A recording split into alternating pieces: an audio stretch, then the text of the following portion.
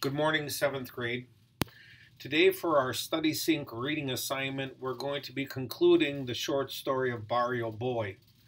When you open up the tab in Study Sync, you're going to see that it talks about a close read. Those of you who have been at Garden Homes might be familiar with that term from your Wonders reading. It's what you do after you've been introduced to the story, studied one of the skills like we did concerning finding the main idea, and then going back and applying it to the story. To begin with today, I have included for you an opportunity to review the introduction and the video. If you'd like to do that, it'll take a couple minutes to go through there. We're also going to be reviewing our text-dependent vocabulary. Our text-dependent vocabulary, again, is drop and drag. Grab a hold of a definition and put it in the correct box. Again, if you need to make a different selection, use the X, get rid of it, and choose another one to drop into the box. Today we are not going to repeat the sample sentence. You do not need to complete this section for sample sentence. Simply review the text-dependent vocabulary by dropping and dragging them into the box. Our third section is like the reading section we had the other day. Again, a review on these creating annotations and listing comments. We are going to be using these today, so if you need to review how to do this, it's right here in the read section. If you'd like to take a couple of minutes to go over this, there is the audio. You can listen to the entire section in parts, or you can listen to it in its entirety. Our focus now is on our assignment. It is in the fourth section entitled Write. To complete today's assignment, you will need to click the split screen mode. When you select the split screen mode, your questions are on the right half of your screen and the text is on the left hand of the screen. Once again, when you select number 4, Write, go to split screen mode, and there you'll have your text on the left and your questions on the right hand side. For today, in addition to using the keyboard annotation, you will need to select numbers. And the reason you want the numbers is because our questions are going to be asking us to go to specific paragraphs. So let's get right at this first question and let me show you how we're going to respond to that. Today in question number 1, we need to be focusing on question number 1, paragraph 17. As you reread the excerpt from Barrio Boy, remember that, like most authors, Galarza never explicitly states the central idea. In other words, the author doesn't say, the central idea for my story is. Rather, the author gives us information from which we figure it out. We make what's called an inference, okay? It's up to the reader to infer the central ideas by drawing inferences, conclusions from what's stated directly in the text. So in paragraph number 17, the first sentence says, at Lincoln, that is the school, making us into Americans did not mean scrubbing away what made us originally foreign. These were kids who had come from different cultures, from different countries, and they weren't familiar with the American way of doing things like speaking, reading, writing English. And so when these children came to the school, their teachers did everything that they could to help these kids not forget about and get rid of their culture, but rather to learn something new that would help them to be successful here in America. So what do I have in paragraph number 17 that's going to support the first sentence?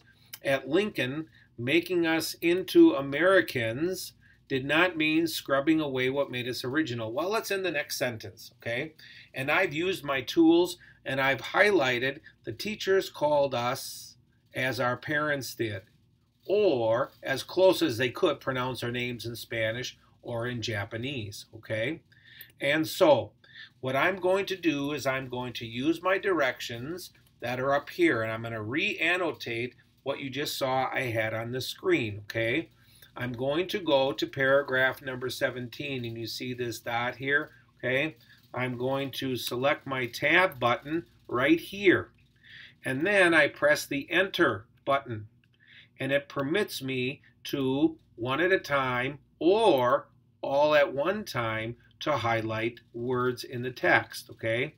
So I want to be right here, paragraph 17, and I hit my tab button and my enter button, and I can select one word or multiple words. Again, I think play around with this a bit. It's not that you're going to break anything. And then if you click on something, I don't want this to be highlighted, just go up and remove it, and then you can re-highlight a section.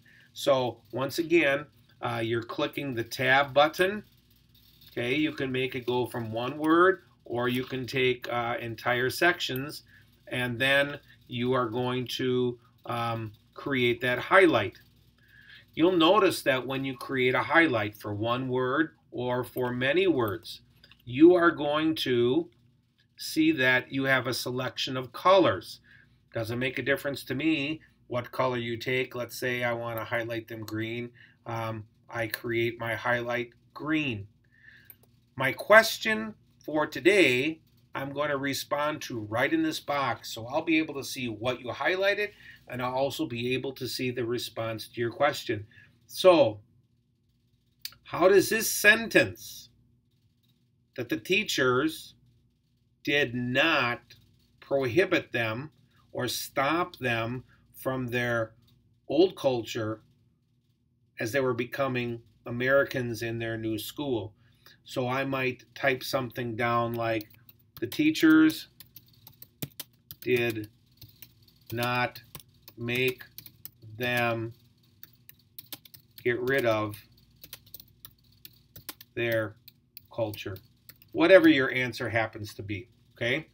And so now I've selected this to be highlighted, and I'm going to create my note. So you'll see I highlighted it in green, and then I also made my note. You'll see your note is recorded. The teachers did not make them get rid of their culture. Now this might take just a little bit of practice, but I'm confident that you all are going to be able to, in a short period of time, be able to find your answers, to highlight them, and then to put your note into the box. Some of you might be saying, well, number one, I'm going to make green, and number two, I'm going to make red and orange, whatever. You can take a different color for each of the numbers, or whichever color pattern that you want. So your assignment is going to be to review numbers 1 and 2 and 3 and go to number 4 in the close read Barrio Boy. In section number 4 is where you're going to find the split screen. It's where you're going to find your prompts for your answers, and you're going to use the annotation tool, and you're going to use the note card that comes along with it to list your answers. Then, down below, I want you to put your name. In the response box, type your name. Then below that, if you have any questions that you'd like to ask me concerning how does this work or that work in StudySync, put that down here. If you don't have any questions, you don't have to write any questions down, but I need you to put your name. And why do I need you to put your name? Because if you don't put your name in the box, if you don't have something written inside of this box like your name, you're not going to be able to click submit your assignment, okay? So once again, your assignment is to respond to these 5 items in number 4 under the writing prompt. In the box, minimally put your name. If you have any questions that you'd like to ask me, list those questions inside of this box. And then when you've finished, be sure to click Submit. If you have any questions as you're working through this assignment, other than the ones that you might type here, if there's something you need to know right away, make sure to send me a message, and I'll get back to you as soon as I can. Have a great Thursday.